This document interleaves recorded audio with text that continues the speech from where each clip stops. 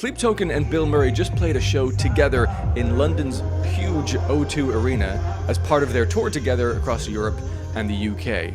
And it was genuinely one of the most amazing concert experiences I've ever had, but also technically a brilliant show for all kinds of reasons, which I'll get to in this wrap-up review of what that whole thing was like. Now, for a bit of context here, if you're not aware, Sleep Token are one of my absolute favorite bands in the world, like top 2.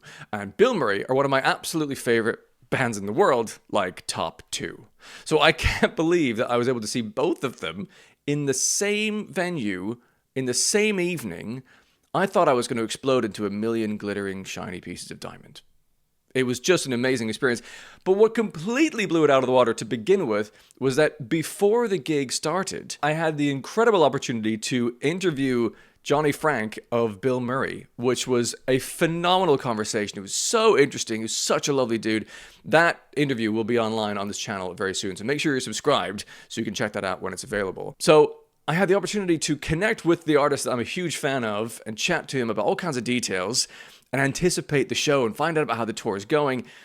So the anticipation just went even higher for this amazing experience. Of the first time I've ever seen Bilmuri live. Didn't expect it to be in the O2 Arena, but what a treat that was. I'd seen one or two clips online before the gig of Bilmuri's performance in these massive arenas. It looked like it was going to go down really freaking well. Now, Bilmuri's songs are like 2 minutes long each. And they had about 40-minute set, I think it was. So it was like they ripped through about 50 songs because of the shortness of them. And it was just banger after banger after banger. They came on stage with such energy and excitement and like loud confidence somehow, even though this is quite a fairly new thing for them, these size of venues. They only first played one in Tokyo earlier on this year. And they've done a few now on this tour, but it looked like they fit the stage incredibly well. They managed to have brilliant sound, brilliant technical performance, but also cracking jokes throughout. Like one of the funniest shows I've seen in recent times. It reminded me of the days of when Blink-182 were hilarious in between their song. And I loved every song that they played live. I mean, it's genuinely one of my favorite bands on the planet. But it was so delightful for the sound to be good. The voice that comes out of Johnny Frank, it sounds better than it ought to. Like, it's already good on record, but there's a crisp clearness to it. It's a real pop vocal which cuts through even the size of room as the O2 Arena. That was phenomenal. The drummer, Xavier, was unbelievable. Genuinely, if I were drafting a drummer for my band and was creating one, I would struggle to pick between him and 2 from Sleep Token. I'm not kidding. That was incredible. The chops he had, the fills he came up with were so mind-boggling, and yet the grooves were intact. Like it wasn't show-offy, it was completely unbelievable how good that drummer was. Completely blew my mind, honestly. Equally, Reese, the guitarist, crushed absolutely everything on the guitar effortlessly, wearing like cat ears the whole time, which was quite jaunty. Gabby Rose was an unexpected star of the show. I didn't know she could play flute. Like, that completely wowed me when that happened at some point. Every saxophone moment was nailed. Her vocals were incredible. It was a perfect match for Johnny's vocals and the two of them. Sometimes she'd be doing some lead vocals, a lot of times doing some backing vocals and harmonies. The two of them running up and down the stage and sort of thrust that goes out into the audience. It was a visual and audio and emotional, just joyful experience. It was absolutely incredible. Now, it seemed to me there was certainly people in the crowd that knew Bilmuri from the Sleep Token fans, but most of the Sleep Token fans, I think, weren't necessarily aware of them or what they sound like. And you could feel them being won over by the end of the set. It was absolutely awesome. And the ripples of laughter that went through some of the hilarious moments that happened was, just joyful. And a very different atmosphere for the kind of thing you'd expect from Sleep Token. And yet, they felt completely on par in terms of the quality of the overall sound in the mix, the intensity with which the band brought their performance and the energy to deliver that show, and the incredible uniting human moment that is live music played at a high quality level with great songwriting. It was absolutely awesome.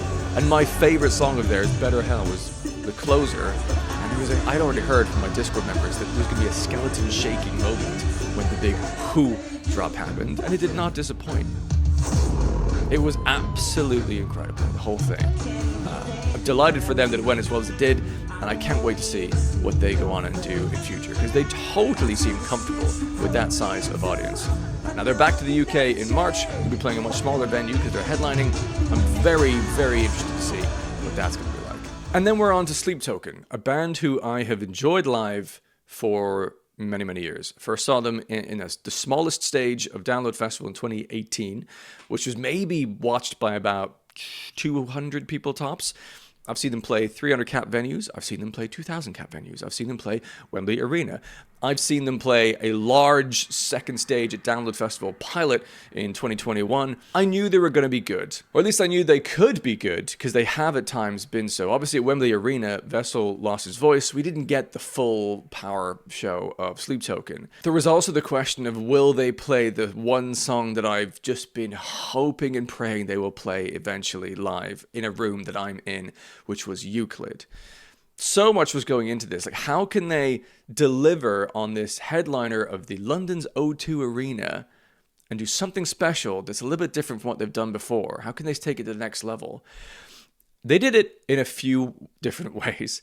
The lighting has got a little bit more interesting for them since the Wembley Arena and the La Défense in Paris. Of course, they weren't the headliner there, so they couldn't bring as much as they perhaps wanted to. They still had the large glowing Sleep Token logo at the back of the stage, but they had way more lights with trusses, I think they're called, arching over the audience, which in the opening song of The Night Does Not Belong to God, the lights were flashing almost in an infinite amount of space, which was absolutely epic. Tons and tons of dry ice used for the kind of smoky atmospheric visual on stage through a lot of the songs as well.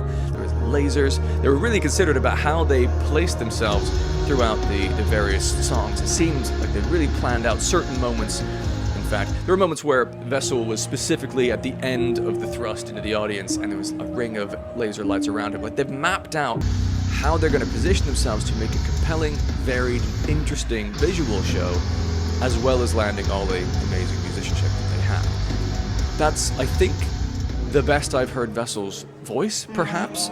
It had plenty of power. The mix, the sound engineer did an incredible job of putting the whole thing together. Every part was crystal clear, including Espera, the backing vocals. You could hear them so well throughout all the songs that they had main parts within. It was a wall of glorious sound throughout that set. And to top it off, the set list they put together for this tour is my favorite kind of set list a band can possibly do, really. Which is, they, like Brand New did this several years ago with their albums.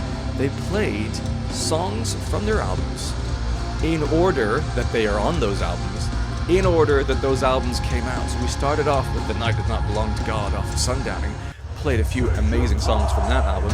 Then there was an interlude moment for the songs off This Place Will Become Your Tomb, with sort of inspiring, thought-provoking, intense words about life and death, which also happened after the This Place Will Become Your Tomb moment, before we got into the album of Take Me Back to Eden, which really helped to give you a bit of perspective of the whole thing. This isn't just, okay, great, it's a rock show.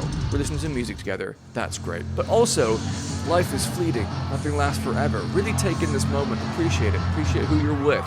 Like, it connected everything beyond just the music, but to life itself, the grandeur that could be.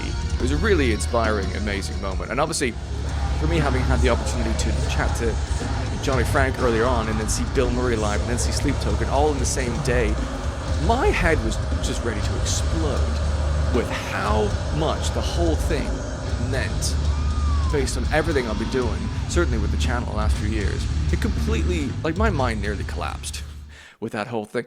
And then, to close, they finally played the song that I was waiting to hear live of Euclid, which is the first and only time so far that a song has made me break down into tears when I've been reacting to it on this channel, because it was just musically gorgeous, thematically genius. I couldn't really handle it. When they finished playing the song Take Me Back to Eden, Vessel then goes up to the piano and starts riffing in the key of Euclid, and I turned to my brother and I was like, oh no, oh God, here we go. And yeah, they launched into Euclid, and it was everything I hoped that it would be. It was incredibly well performed. There were moments where Vessel slightly changed the delivery of things, would change the notes, change the intensity later on in the song where everything's kind of crescendoing. He added more crescendo to it with the power and energy that he was delivering. And it was just unbelievable to hear that at volume 20 in the O2 Arena. And I almost shed a tear. Like, it was a very emotional moment that capped off what was an exceptional day in the life for me and the experience I was having there. And it was so hard to take in. Just an absolute joy from start to finish, the whole thing. Music, and live music in particular, is the closest thing I have in this universe to like a religious experience. It just felt otherworldly. That whole day, both of those sets being very different tones, but both of them delivering a huge, impactful punch of life in sound and performance. And it was actually so good that I'm worried about future gigs that I go to. Because how can you match how could you possibly match what that did for me? I don't know. But I'm obviously going to go to lots more gigs and try and find out. Who knows? Like, every band's different. They've got their own thing. And actually, that's one of the things that tonight was able to prove, is that you can have bands that are so different sonically, really. Bilmuri and Sleep Token do not sound anything alike. But what they deliver in a quality and interesting and human way. But the key here is that they are both doing their own thing and doing it as well as they possibly can. And that, I think, is the holy grail that we're all searching for. And that's why they are drawing the crowds that they are. There's something amazing about doing that uniquely you thing to the highest degree that you possibly can. It's an amazing thing to witness and experience and feel like you're part of. It completely blew my mind. Now, in terms of what's next for Sleep Token, obviously next year, they're going to be headlining Download Festival. So that is another step up from the O2 Arena. There's going to be, tens and tens and tens and tens of thousands of people in front of them there on a huge festival stage. I'm very interested to see what that's going to be like. But I can't imagine it's going to be better than this, but I'm happy to go and find out. My only concern is that, have we potentially seen Sleep Token at the absolute peak? I think it's possible. I don't want it to be true. I want them to keep going and getting bigger and better somehow. I don't know how this is going to happen. But this band has had such a moment. The music they've created, especially with this album, the playing of it in chronological order across the albums and ending with Euclid, having started with The Night Does Not Belong to God, with support from Bilmuri. I can't think of a better way for Sleep Token to exist in a live context than what I just saw at the O2 Arena. Completely mind-melting.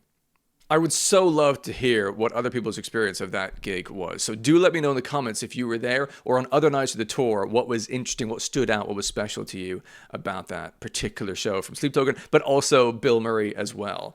Music is in such a good place right now, and it is a privilege, honestly, to have been able to enjoy that whole thing for what it was, for the concert, and also to have met Johnny Frank. So do look out for that video coming soon on this channel as part of my podcast. And make sure you're subscribed if you haven't already. I do live concert reviews like this one.